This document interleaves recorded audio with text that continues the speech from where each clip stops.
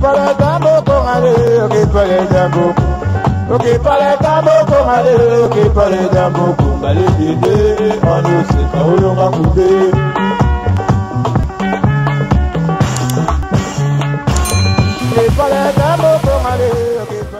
Regardez. Si l'Éternel m'a demandé de faire cela, c'est pour vous demander pardon. Je fais ce que Dieu m'a demandé.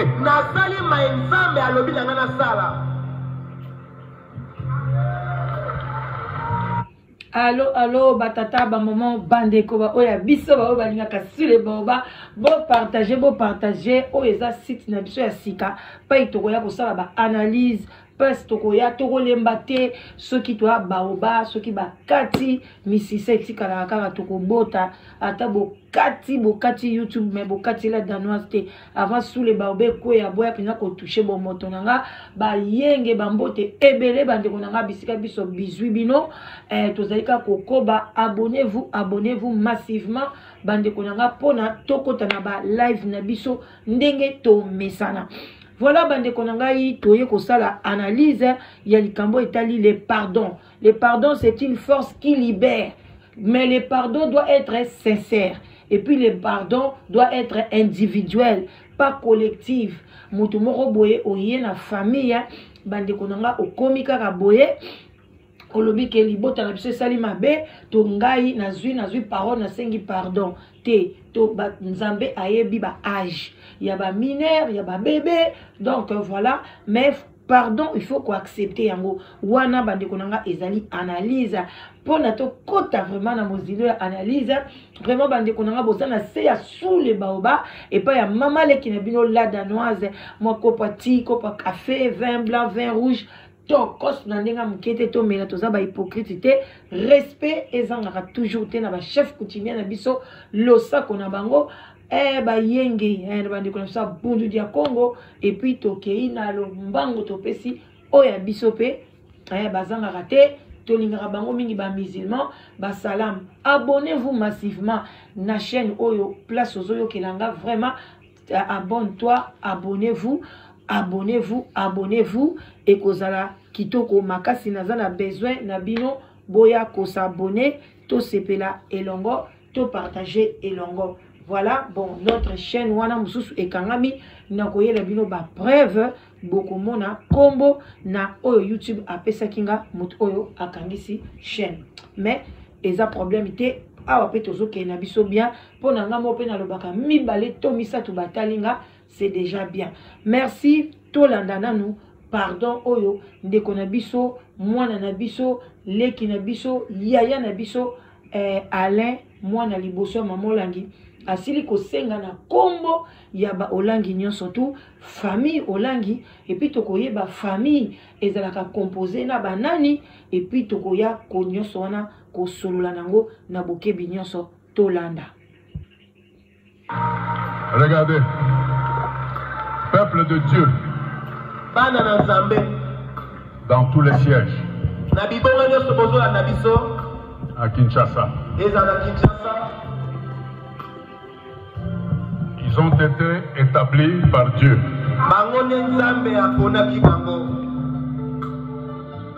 Mais la marche dans le Seigneur demande de l'humilité. Ils se sont humiliés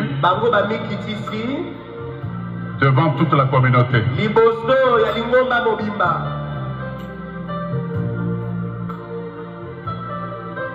Peuple de Dieu, à Kinshasa comme partout dans les sièges, vous acceptez l'humilité et la demande de pardon de tous les enfants au langue comme ils sont là.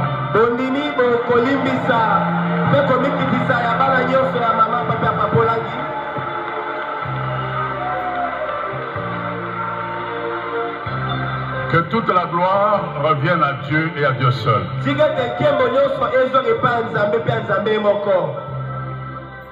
Je disais donc, que c'est l'Éternel qui m'a demandé de faire ça.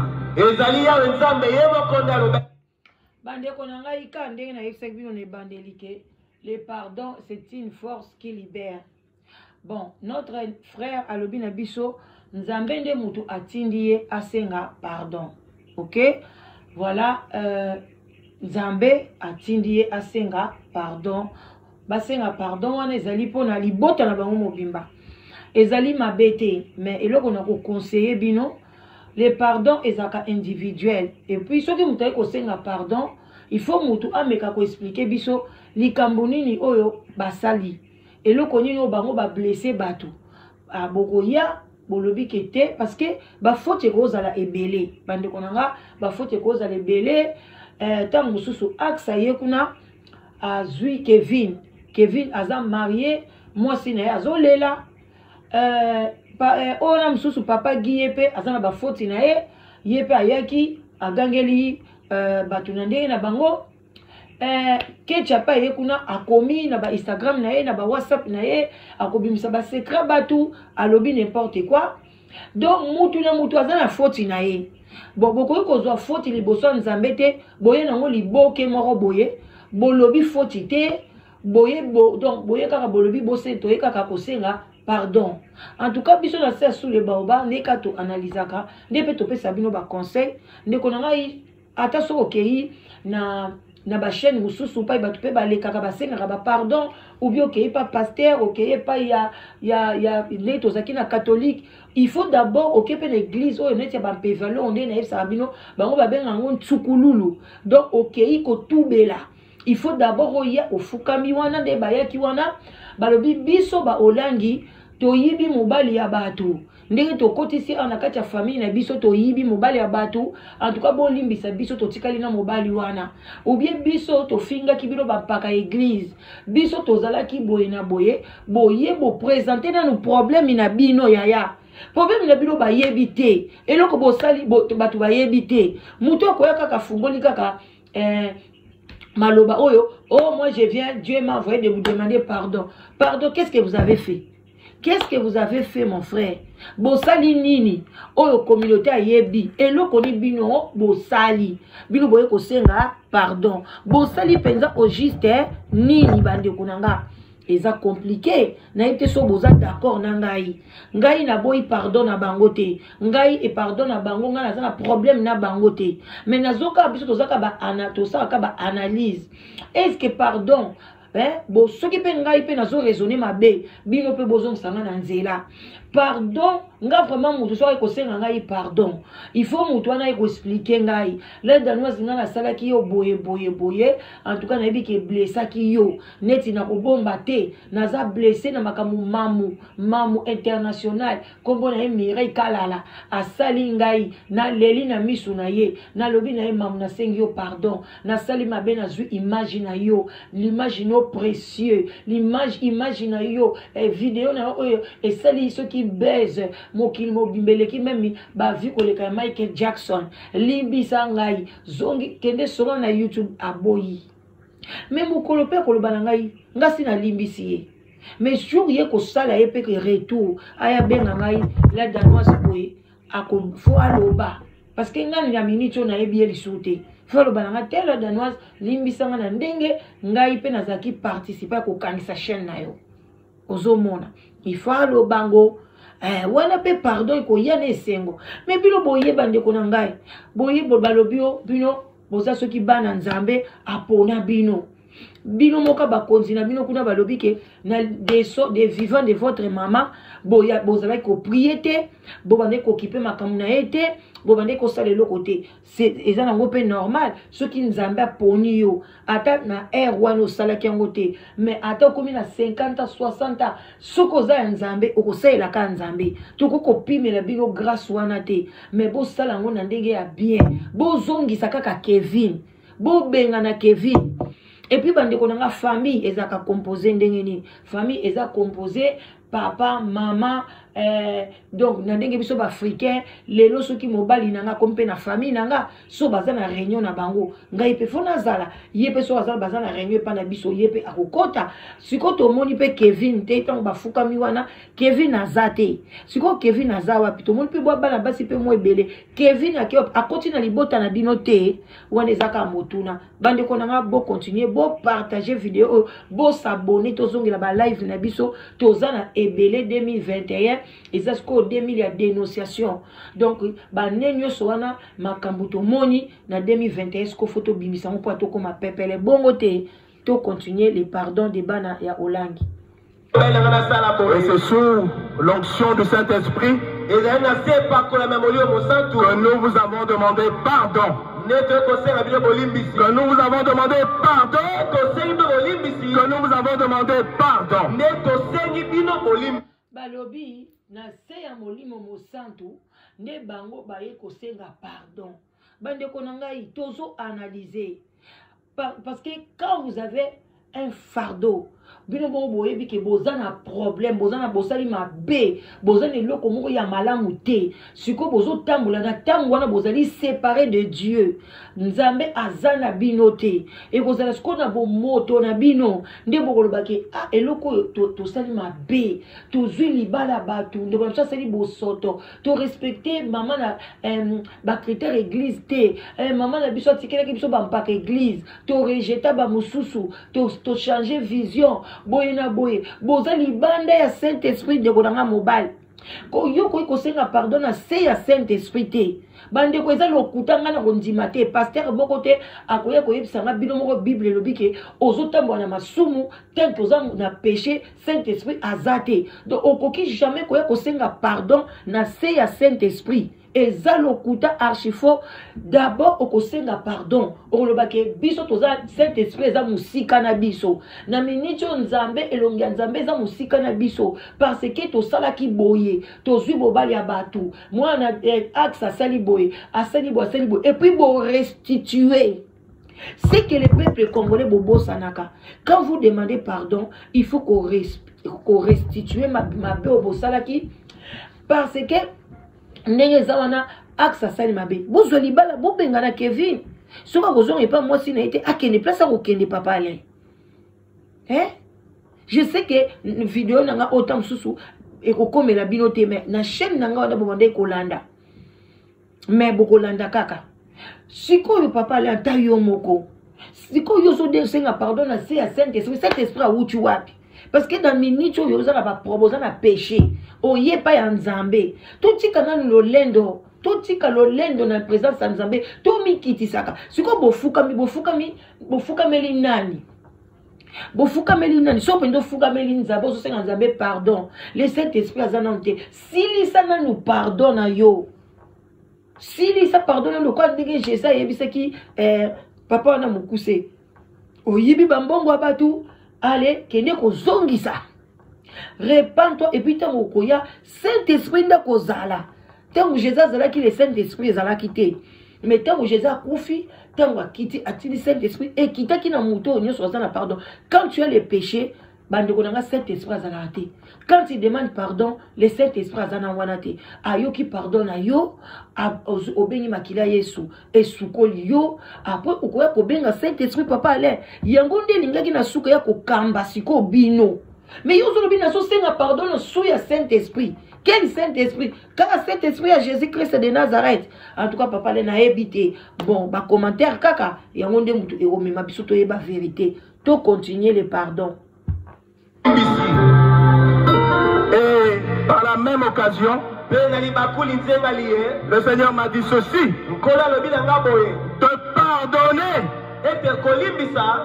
tout celui-là, tout celle-là, au sein du ministère chrétien du combat spirituel, qui a prêté l'oreille de la deuxième voix. Ok, bande konangai. Et puis alobi nzamba yebisi lisusu que balimbisa bato oyo nyonso bayokaki deuxième voix deuxième voix eza lokola la voix ya diabolo eza lokola ba voix ya biso neti boye ba benga biso ba deuxième voix biso batu tozoya ko analyser makambo ezoleka kuna donc moto nyonso tu asambela na komba nzambe alibisa ye mpona aprêter ki oreille na deuxième voix bande konanga tangu bango baza conscient ke basali mabe baza na musika na nzambe baye kosenga nano nzambe wana pardon bayebi kutu te so nzambe ngo na limbisi na bango na modèle bazo sengela ngo kaka nzambe wana le bango baza na kati ya péché baza conseil ke baza na kati ya péché balobi ke péché nzambe azalaka te kaka le même nzambe wana susu ayebisi ye papa Alain ke alimbisa batu oyo nyonso tu bayokaki na deuxième fois ndenge nini babandeki ko critiquer bango est-ce que ça a sens bandi konanga bolanda kateke o azoloba kitoko o bamo boye bako analyser makamni azoloba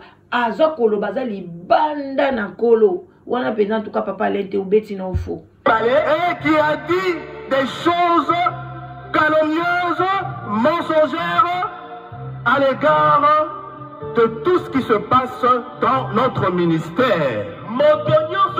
Papa Alain mutu akosi na été. Mutu akosi na été papa Alain. Aksa na ministère na bino aza représentant kuna ya JCC. Mutu akosi te papa Alain. Aksa zui mobali kuna. Laissez boye wana zolela mobali na ye. Malgré kutu nali kokota sou makam na été. Kokota makam na chaîne nange kangami.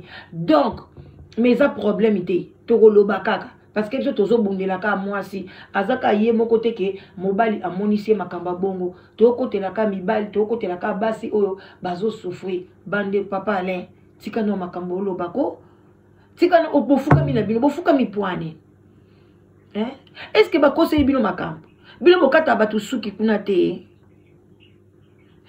to yebite bon to kende kaka bati bilobela albaki makambo. À cela, l'Éternel m'a dit, pas d'injure pour injure. Pas de vengeance pour vengeance. Il nous a demandé de pardonner à tout le monde.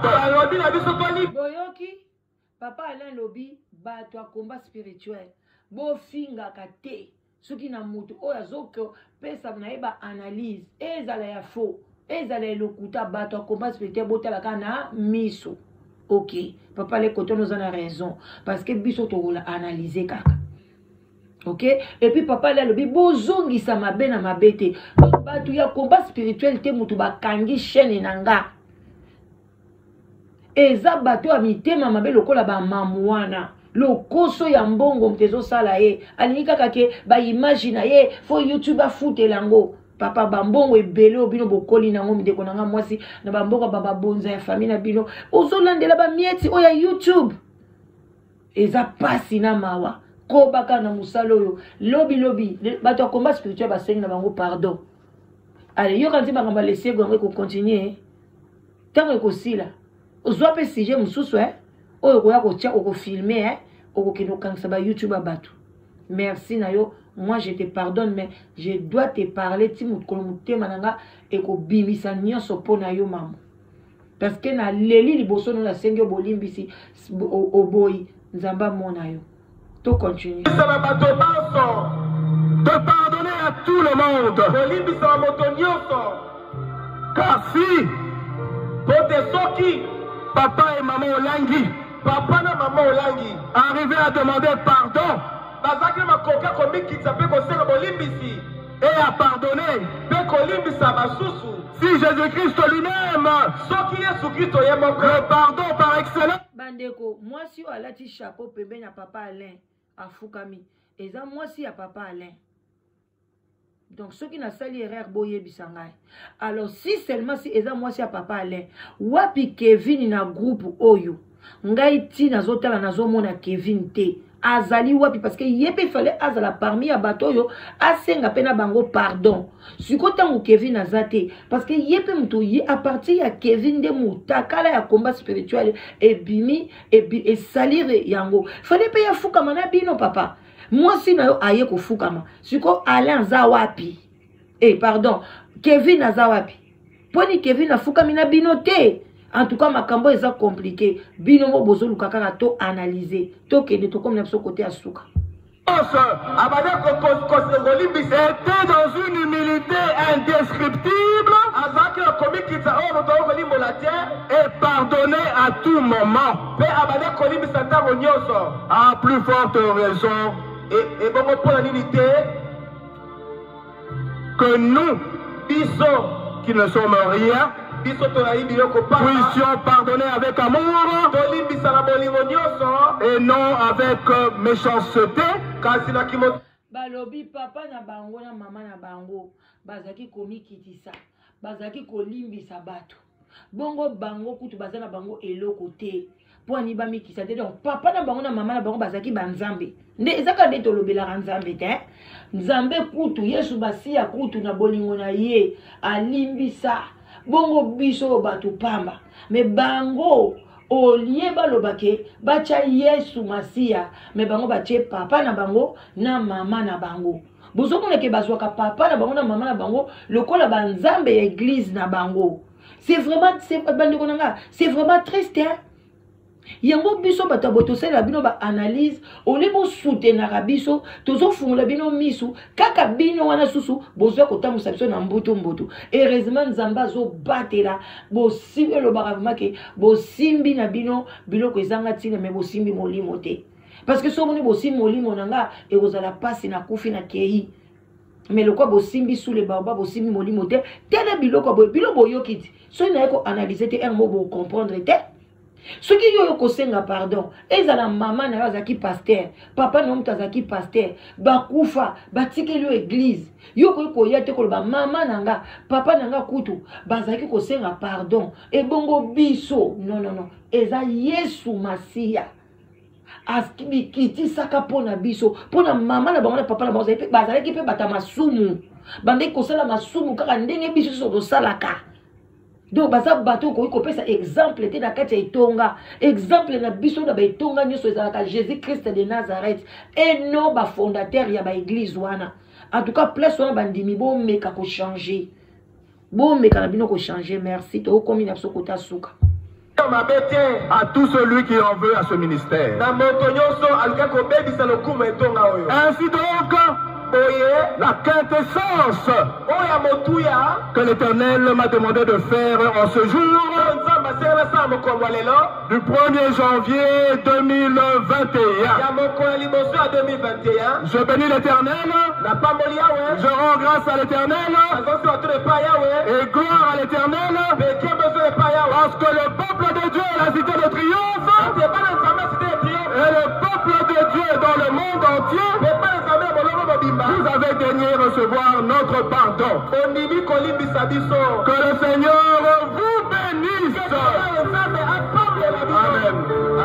Tala bandeko na bango basi ba ekosenga pardon ba tondisi ba periki bas donc ba periki ko oyo pe bango ba bengaka ba sirène yango bango balati mais bana ya église balata boyete tala ba oya keche kitie bombi nango deje longi bamsuku ba osenga pardon baza bango côté kuna bandeko eza pasi na mawa mais le pardon c'est une force qui libère alors bandeko nanga c'est à vous de juger nga na yeko juger te na yeko salaka analyse to salaka ba analyse en tout cas bandeko nanga bo s'abonner ebele bo partager ba vidéo oyo ekozala bien bakala mingi te bokomona nga na live na kozonga avec force balobi bezala bongo dans la vie parfois vaut mieux reculer et bien sauter. Merci beaucoup ba love en tout cas tosi sa partie oyo et puis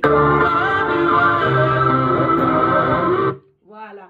En tout cas, tu comme une na suka na analyse na biso voilà quoi beau partager, beau s'abonner tango zo yoka s'abonner o lingala danoise te na période oyo ezaki période oyo ngai pe na ekosenga bino pardon voilà déjà na 2021 na ekosenga bino pardon pardon na ngai na kosenga bino parce que tango mususu na betisaki yo libaku na lobaki likambo moko boye etalaki famille na yo na lobaki sujet moko bapesaki ngai esepelisaki yo te parce que na tanga ikomba mama na yo komba tata na yo en tout cas na sengi bino na sengi bino pardon. Alors ceux qui paient na bête que libaku tant sou na ba geste nanga ndenge na lobaka tant sou na couleur atenanga na elateli nanga osepela kite obeta ki libaku en tout cas na sengi yo pardon mais ka kokoma yango pe et vous allez bien pour na changer vraiment bande konanga voilà les pardons que pour le moment na eko senga bino merci na bino nyonso nga pe na pardonner bino nyonso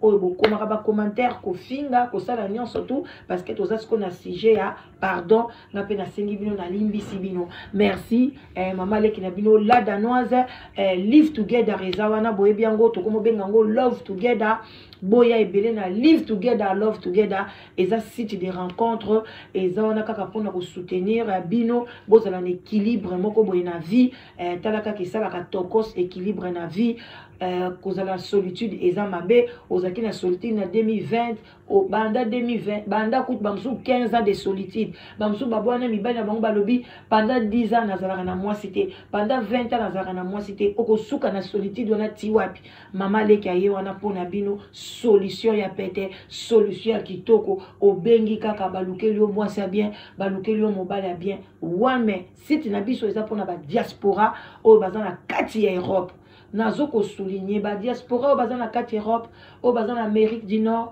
o baza na Canada na Australie pe tozwaka wana obengi site na biso na pepele nyonso tolukeli o mwasi bien mobali na ndenga kitoko en tout cas bozala bien beau partager je vous love la danoise bye bye bisous bisous bisous.